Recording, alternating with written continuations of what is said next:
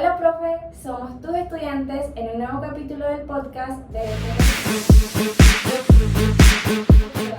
El día de hoy nos encontramos con Laura, Simón y mi persona María Laura.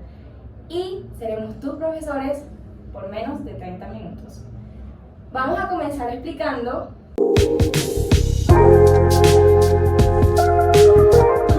llevar un orden en el desarrollo del podcast y para poder darle un desarrollo coherente a la temática del día de hoy. ¿Por qué no comenzamos por la procedencia de las acciones posesorias? ¿De dónde creen ustedes que vienen o para qué o por qué se llaman acciones posesorias? ¿Alguno quiere responder? Para la posesión. Exacto. Las acciones posesorias principalmente son creadas con el fin de proteger la posesión del poseedor. Entonces, su procedencia principalmente, y de las que nos vamos a encargar el día de hoy, son aquellas que otorgan protección jurisdiccional a la posesión. ¿Qué quiere decir esto? Que están consagradas en la ley.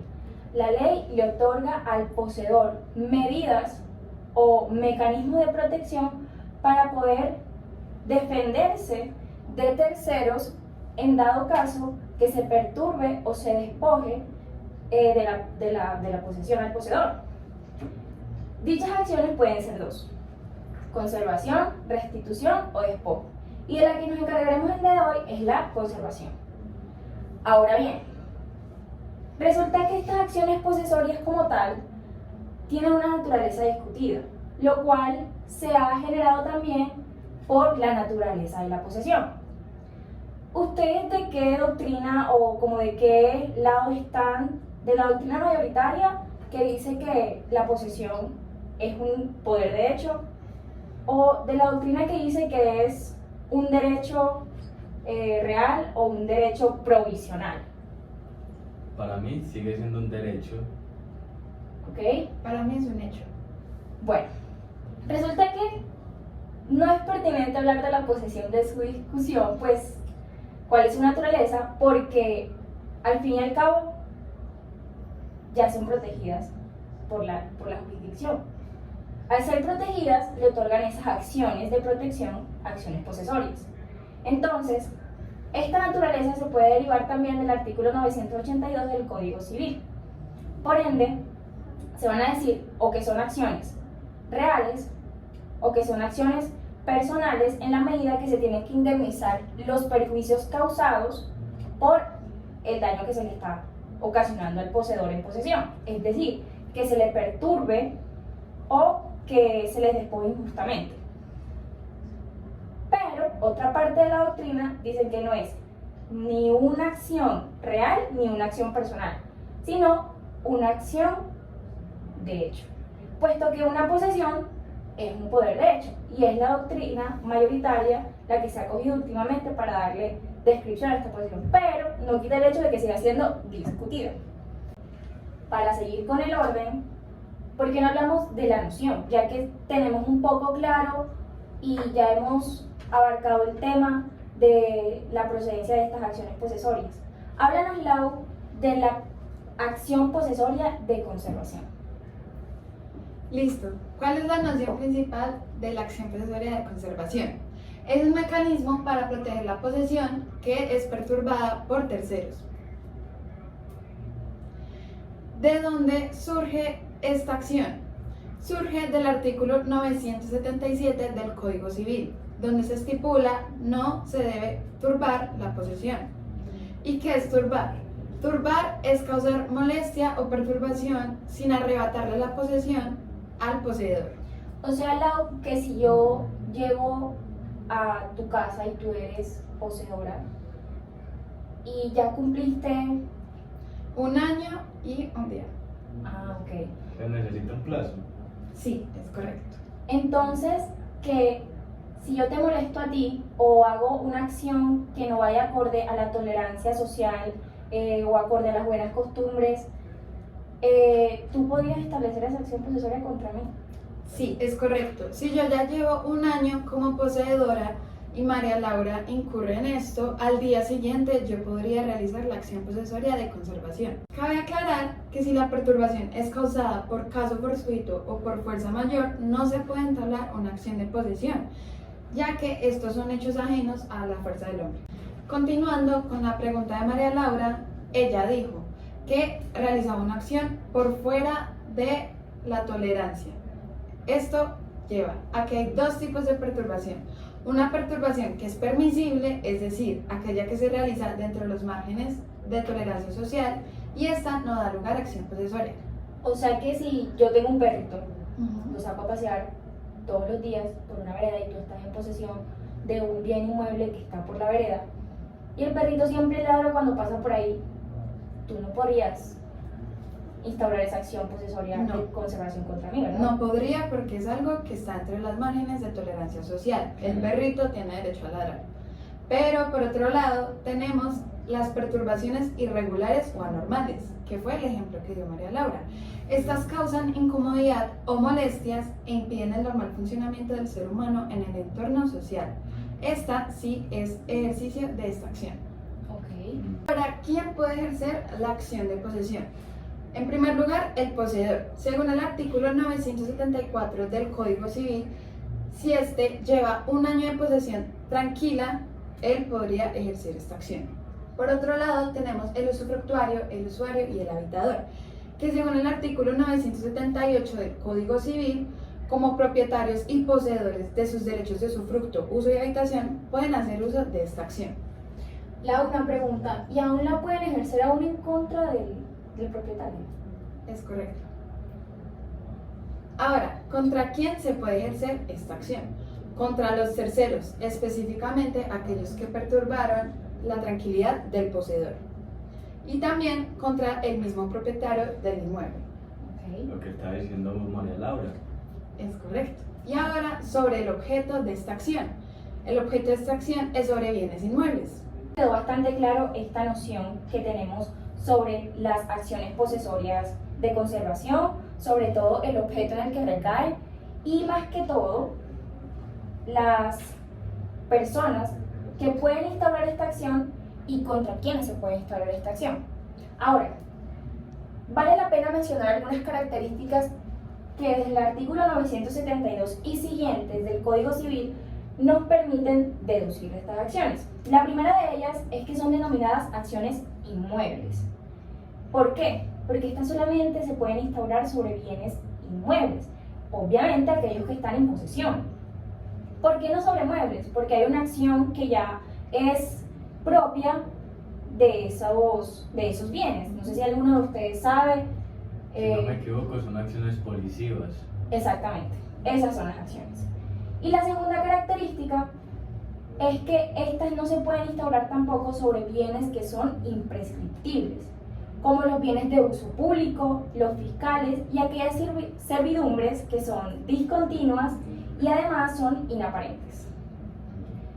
Simón, tú me quisieras colaborar diciendo dos características que quizás tengas presentes de estas acciones, que quisieras resaltar o destacar de ellas. Claro.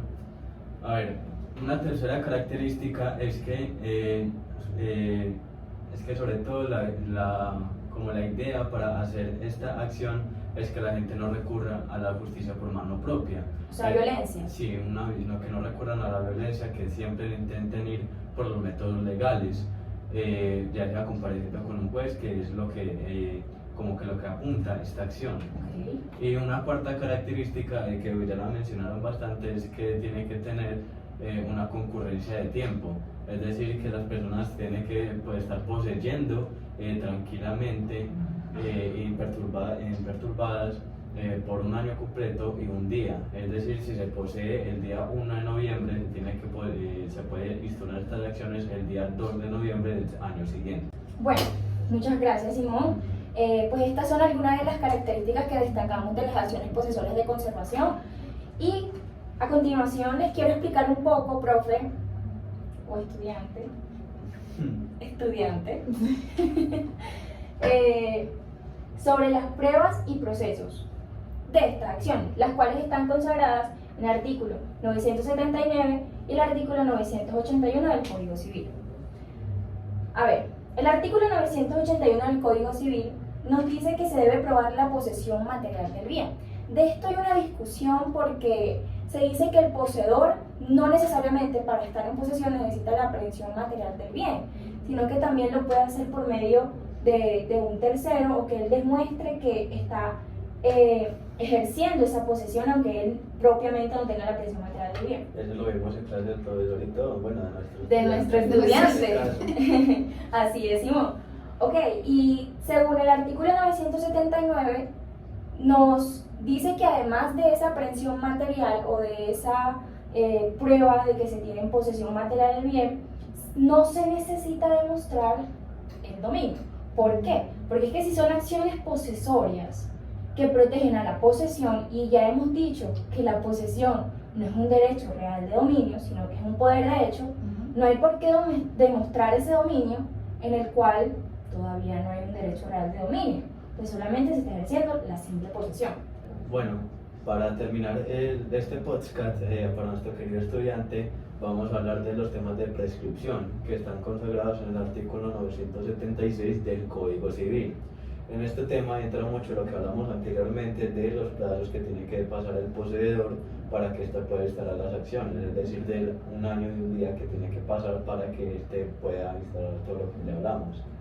Más sin embargo, hay otra condición de otro plazo que tiene un año a partir del acto de molestia. Es decir, que la persona no puede instalar una acción de posesoria de conservación después de un año de pasado la molestia. Después de este tiempo se entiende como que es una acción tolerada por la persona y no puede instalar nada más. Más sin embargo, hay actos equívocos que tienen una naturaleza discutida. Estos actos equívocos tienen como definición que son actos de los cuales la persona como tal no actuó de forma dolosa o con culpa como tal, sino que actuó de forma descuidada y poco diligente. En este sentido, son de naturaleza discutida debido a que estas acciones no se entiende muy bien acá en qué momento empieza a ser un acto tolerado y en qué momento no. ¿Alguno de ustedes le gustaría como darme un ejemplo para ver si les quedó claro? A ver si ya entendí. Sí, hagámoslo acá de una vez. Entonces, mientras Lau va haciendo ese dibujo de nuestro ejemplo, quiero saber, Simón, si me quedó clara la idea. Claro. A ver, estos actos equívocos consisten en que esa discusión de su naturaleza recae sobre todo en el momento en el que se empezó a dar el acto. O sea, desde qué momento ese acto se considera que ya debería ser, no sé. La acción, ¿en qué momento después de la acción? Mira, justamente eso es lo que está discutido. Okay. Debido a que se entiende en varias partes. La primera entendimiento que hay de este tema es que la acción se puede hacer y hay plazo justamente desde el primer momento en el que se hizo la molestia. Más sin embargo, también hay otras partes que entienden que es a partir del último momento en el que se generó la molestia. Okay. Y por lo tanto el resto de cosas era como una actitud tolerada. Ah, o sea que si por ejemplo yo ya dejé pasar desde el primer momento en el que me estaba molestando como poseedora, Sí. dejé de pasar que se repitiera una vez, 2 veces, 3 veces, 4 veces, ya la prescripción es lo que está o sea, ¿desde qué momento actúa la prescripción de esa acción? Porque ya eso es lo que Sí. está discutido. O sea, desde el primer mes, ahí lo que está discutido es que si desde el primer mes está parando la prescripción o desde el cuarto mes que tú ya te cansaste de todo esto, empieza a hacer la prescripción. Ya Eso es lo que- entiendo eso es lo que está tu discutido explicación, ya sobre entiendo eso. tu ejemplo. Bueno, Ujú. vamos a aclarar esto, a ver si somos buenos haciendo este ejemplo. Lau, explícanos qué dibujo hiciste ahí para poder ayudarnos y poder... Listo, entonces, a ver, A es dueño de un perrito, es su mascota, y B es un poseedor Ujú. Ok, de un bien inmueble. de un bien inmueble. En este bien inmueble, él tiene unas flores. Entonces, A permite, no tiene la diligencia para que su mascota tenga cuidado con estas flores. Entonces, la mascota cada mes va hacia el inmueble de este poseedor y daña estas flores, lo que causa una perturbación para el poseedor. A tiene una mascota y entonces él no tuvo la diligencia y cuidado y él sabía que ya cada mes su perrito iba y dañaba las flores del bebé, que es el poseedor. Ujú. Entonces, ahí sí es permisible la... El acto equívoco, ahí es donde se entra la discusión, si es del primer momento, desde el primer mes que el perro entró a dañar las flores, o desde el momento en el que el B se cansó de que el perro le dañara las flores. Pero tan raro, ¿no les parece? Porque ya ve, si B sabe que sus flores les daña la mascota de A, una y otra vez, y nunca hizo nada, nunca estableció esa acción. Eso es lo que está discutido, pues cada persona es diferente. Ahora meternos a eso es como meternos también en un tema más filosófico. Bueno, entonces, sí. Pero ateniéndonos al derecho, lo importante es como intentar ver cuál de las definiciones es como la más adecuada en este caso. Okay. Pero sí, básicamente ese tema es justamente lo que estaba esperando para que nuestro querido estudiante pudiera entender más estas acciones equívocas. Bueno, creo que esto sería todo por el día de hoy en este podcast. Muchas gracias por acompañarnos. Muchas gracias, querido estudiante, profesor, por habernos escuchado. Espero que el tema haya sido de su agrado, lo hayas entendido y sobre todo te haya gustado este nuevo podcast, este nuevo capítulo de Derecho Privado. Para hacerles un breve resumen entonces, antes de terminar, ¿qué les parece si le explicamos al profe toda esta maravilla que hicimos para poder abordar este tema? Resulta que hicimos este esquema para poder distinguir entre la procedencia, la noción y la prescripción de las acciones posesorias de conservación. Asimismo, podemos observar que estas tienen una procedencia de la protección jurisdiccional a la posesión, que se vive en conservación, que fueron las que nos encargamos hoy, y restitución o despojo. Entonces, luego seguimos con la noción, de la cual nos habló Lau, que nos hizo un breve resumen de su objeto y de las personas que las pueden ejercer, y sobre todo de las personas contra quien se puede ejercer. Un fun fact sobre las personas es que según el artículo 975 del Código Civil, un heredero puede ejercer la acción posesoria de aquel que la hubiera ejercido si aún estuviera vivo. Wow. Bueno, eso sí que es muy curioso. Y ya luego nos explicó que es un mecanismo para proteger la posesión que es perturbada por terceros. Luego, Simón y yo ofrecimos características de esta acción posesoria. Luego expliqué las pruebas y el proceso que se necesita para llevar a cabo esta acción posesoria.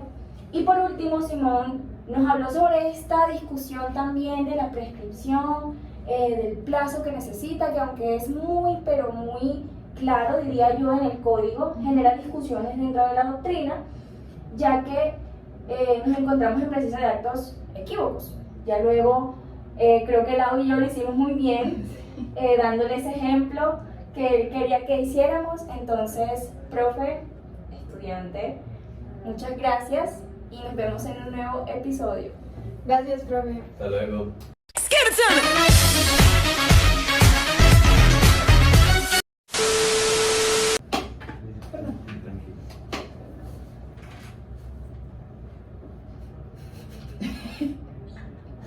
Bloopers. Corte, 1, 2, 3, acción.